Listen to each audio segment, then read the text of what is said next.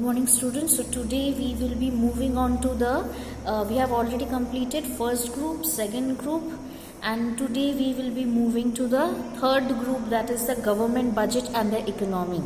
The first group which we did was money banking, which were two different chapters. It comprised of one group. Second, we did the balance of payment, which consists of balance of payment components and foreign exchange rates, the two different chapters. This third group consists of only this single chapter, that is government budget and the economy. Now, what is this government budget? Government budget is a statement which shows item-wise expenditure and revenue of the government in a fiscal year.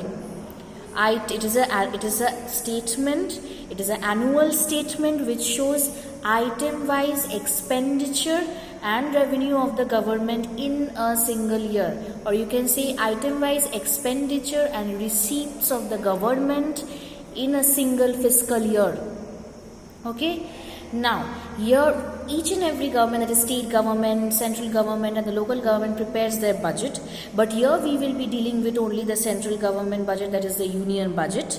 Okay. Now, the budget is presented by the finance minister on 1st of February every year, and it is as directed by the president. Okay. So now we will be moving to the details of the chapter. Okay. Moreover, the budget is prepared. The budget is prepared keeping in mind the objectives of the government, and with respect to that, how much will be the expenditure and what is their revenue.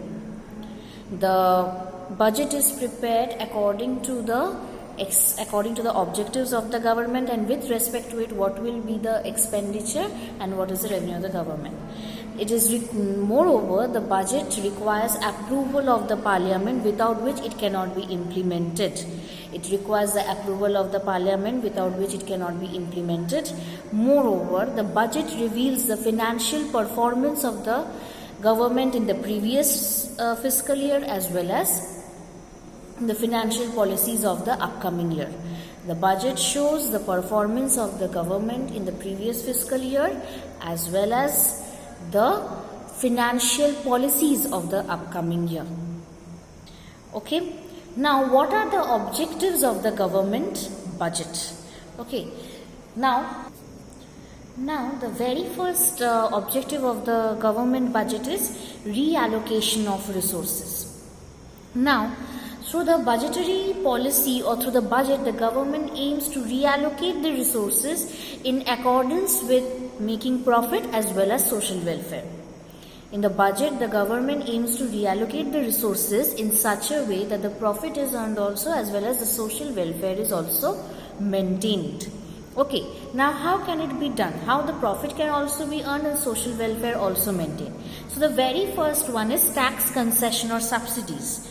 To encourage the investment in the economy, to encourage so that the private individuals invest in production, to encourage this investment in the economy, the government can give tax concessions or subsidies. Okay. However, it can restrict the production of harmful commodities like liquor and cigarettes, etc., by imposing taxes. Okay. And it can encourage other products like khadi products and other things which will help the people to earn profit as well as social welfare by giving them tax concessions and subsidies.